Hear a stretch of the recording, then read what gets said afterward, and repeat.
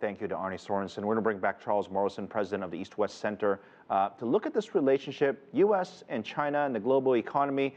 First of all, this is a pretty big deal, this whole visa thing that we're talking about, from basically 1 to 10. And I think Arnie talked a little bit about the complications to it. But is this the big agreement that we were looking for, or was this a surprise? Well, to me it was a surprise. It certainly will be very welcome here in Honolulu, and I'm sure in many other parts of the country that welcome Chinese as tourists, as students, and as business people.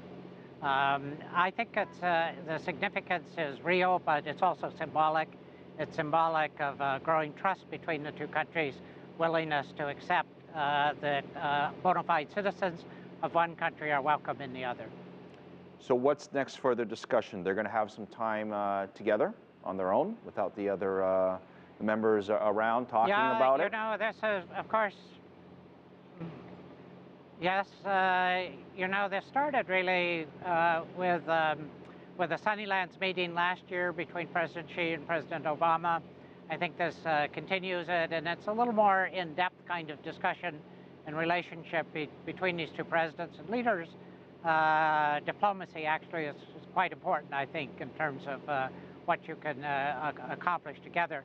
The two leaders, for example, I think understand very clearly that the TPP and the FTAAP are not in competition.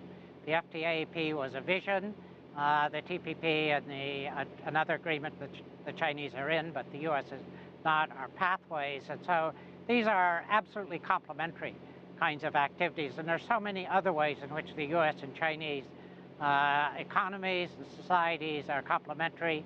And if we can work together, there are a lot of things that we can do, not just for our own countries and societies, but for the world. Speaking of working together, I don't want to, forget to mention this big deal with the high-tech goods. I mean, this is a big deal, not because we weren't allowed to sort of sell these high-tech goods to each other, but because of the background of the accusations that your tech stuff is spying on my tech stuff and vice versa, right? So to have this deal in place, what does that say about the relationship, specifically about that controversial topic? Well, that controversial topic, I think, remains. It will be nice to have this agreement in place for more liberal trade and technologies, but the cyber security issues remain. They're difficult ones, and they also require a study and action on both sides. You know, to some extent, governments themselves don't necessarily have control over all aspects of these issues.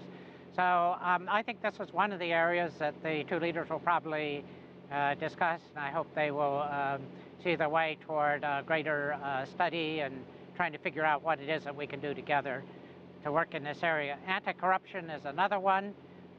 There isn't an extradition treaty at the moment, but the fact that our prosecutors, our law enforcement officials would be talking to each other about corruption issues and how we can prevent people who've been accused of corruption in one country from fleeing to the other is a step forward. Well, I mean, that is a big topic you just brought up, because we know about the investment on both sides, in the U.S. to China and also China to the U.S. I imagine if there's an issue of money that's not good money, and there's consequences to where someone can be extradited, or worse, the assets also taken out of the country as well, or having to be sold, that's a pretty big deal. I mean, follow up on that a bit more. Do we expect to hear anything in a statement between the two after their meeting?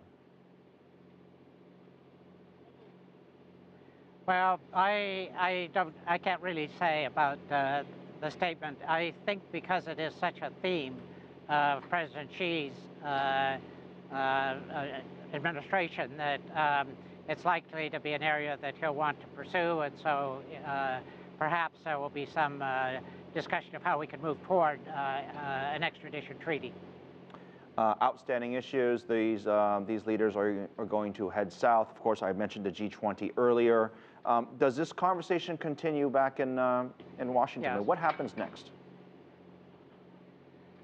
Well, there are many conversations. You know, one of the other difficult ones, of course, is what's going on in Hong Kong and how we see that. It's one where there'll be clearly differences in perspective. So there are many conversations that will continue, but I think what we will see, especially with the visa liberalization, is just greater interdependence between the two countries, growing convergence of interests, and as a result of that, growing areas of potential of cooperation, real cooperation, not just potential cooperation between the two economies.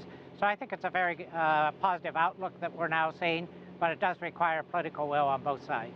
Political will. Charles Morrison, president of the East-West Center, joining us from Honolulu. Thank you for helping us break down this meeting. Now, the United States